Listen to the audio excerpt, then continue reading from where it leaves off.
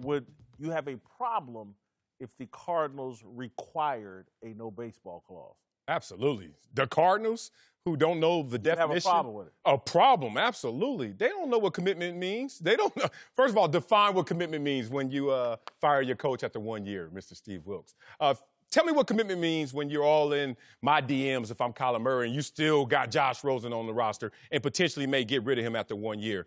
But you want me to commit to this organization when I don't see you guys ever showing that example of commitment. So, look, don't even come at me that way. I'm going to say it, and you're going to say it, and we're going to live this through. But commitment, Arizona hasn't shown they know that way.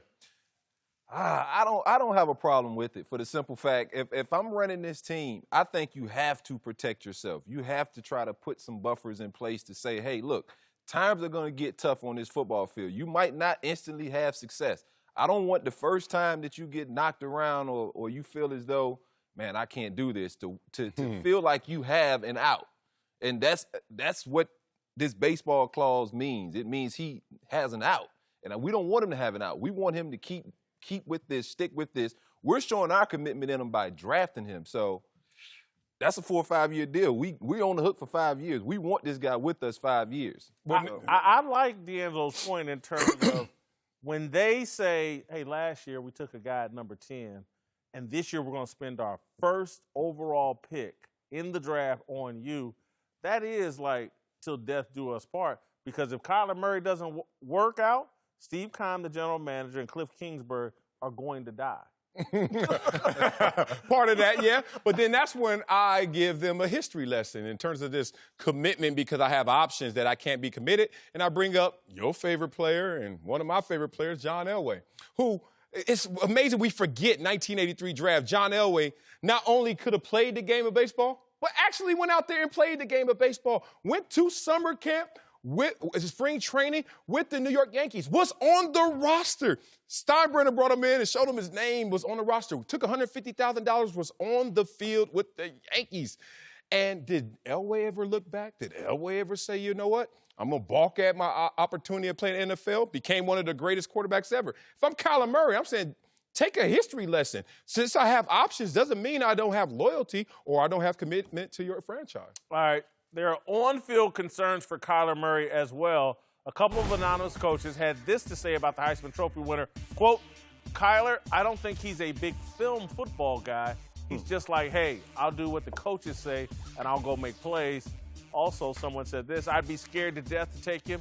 He doesn't know what he doesn't know. He does not like the process of Monday to Saturday. He loves Sundays, or in this case, Saturdays. The reason why I think there's a tiny bit of legitimacy to this, I was reading up on some background on Kyler Murray. I think his dad is his coach to this day. I think if you go back to his Pee Wee football, they had a handbook, playbook that they wouldn't even share with the head coach of the Pee Wee football team. They had hand signals worked out between the dad and the quarterback, and I think that's where Kyler's loyalty in terms of preparation for football is to his dad more than the organization. And that concerns people. Well, from a guy who played Pee Wee football, I wish I had a handbook with my daddy. We ran 2 damn plays. I mean, we didn't do a thing out there. I mean, I respect that. But to the greater point, this is just pre-draft mode where they're, once again, we're going to poke at him and see what lives, what survives. When you get to the NFL, I don't care how much film you watch. I don't care how genius you feel in terms of your evaluation of the game. You're going to learn from those guys on that team how to look at film, how to break down every element, and learn it with a different exposure. So if he doesn't come in with the best habits, he's going to learn better habits. If he came in with great habits, he's going to learn greater habits. As long as you tell me that the guy is coachable and the guy has a work ethic, which winning the Heisman usually is an essential ingredient. You got to have those things.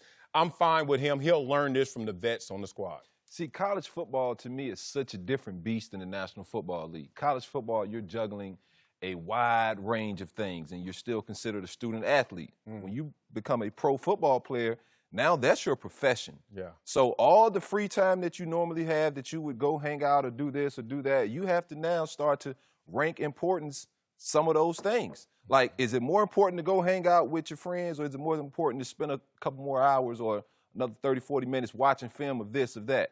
Now, film doesn't make you a automatic genius or a star. Film just helps you kind of see a little bit, kind of preview what you're going to see. Right. I always tell kids, if you're working in a game, then you didn't practice hard enough. The game should be the easy part, should be fun. And practice is where you should be trying different things out and really grinding to the point that you're exhausted coming off that practice field because you've done everything it took to prepare yourself. It's the same way in the film room. And so for me, it does raise red flags. If I don't feel like this kid likes the process of being a quarterback, which is nowadays, it's in that film room. Oh, yeah, you got to live in it. It's in that film room. It's understanding what your offense is doing, what they're requiring you to do. It's also understanding what defenses are going to try to do to you. He's not going to face the kind of defenses he faced in college in the National Football League. Money back guarantee on that. And so for me, it raises red flags, but I do too think with that this kid, like you said, he didn't win a Heisman Trophy by accident. By luck. Right. He knows what it takes. And so to hear some of this, I do feel like, it's just pre-draft talk. Coming up. That's smoke.